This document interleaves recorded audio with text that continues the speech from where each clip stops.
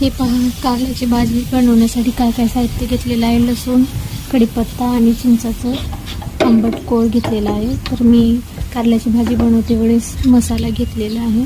तुम्ही पाहू शकता मसाल्यामध्ये शेंगदाण्याचं कूट, खोबऱ्याचं कूट, अजून मीठ, हळद घेतलेला आहे आणि गरम मसालाही घालू शकता तुम्ही जर तुम्हाला आवडत असेल तर. आणि कारले उकडून घेतल्यानंतर असे भरून घ्यायचं. मी कसं भरून घेत आहे तुम्ही पाहू शकता.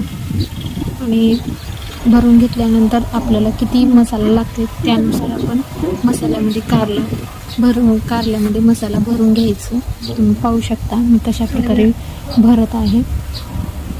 कारले हे बनवते वेळेस त्याचा कडूपणा निघून जायचं म्हणून आपण कारल्याला असं कट करून घ्यायचं. आणि करून घेतल्यानंतर मीठ आणि हळद घालून उकडून घ्यायचं. जशा प्रकारे कट करून घेतलेला आहे कारले तुम्ही पाहू शकता. तसं घेतल्यानंतर असा मसाला बनवून झालेला आहे.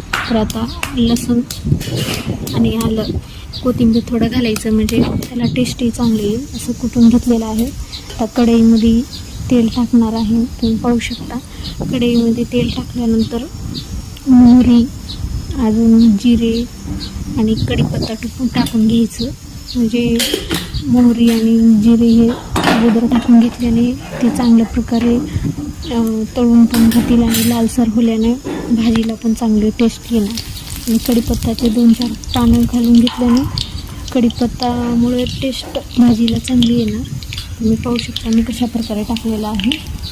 मग त्यानंतर आपण लसणाची आणि कोथिंबीर थोडं घालून कुटल्यामुळे लसणाचं पेस्ट मी घालू शकता. आणि कांदे वगैरे घालायचं नाही म्हणजे भाजी चांगली होणार नाही. त्यामुळे फक्त लसूण टाकून घ्यायचं आणि त्यानंतर थोडंसं हलवून घ्यायचं. हलवून घेतल्यानंतर थोडासा लालसरपणा झालेला आहे. आणि त्यानंतर थोडीशी कलर यायचं म्हणून भाजीला हळद टाकून घ्यायचं.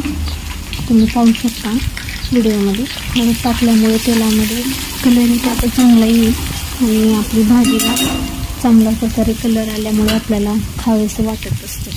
त्यामुळे आपण हळद तेलामध्येच टाकून घ्यायचं. कोणी कोणी वर पण टाकतात. आणि त्यानंतर मग चिंचाचं कोळ टाकून घ्यायचं.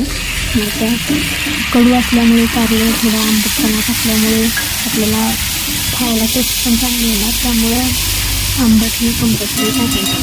कोणाला आवडत नाही स्किप करू शकता, पण मला वाटते की घातलं तर छान लागेल.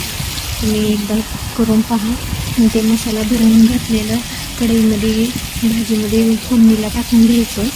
आणि मसाला हे सगळं जास्त हलवून घ्यायचं नाही म्हणजे ते हलवून घेतल्यामुळे मसाला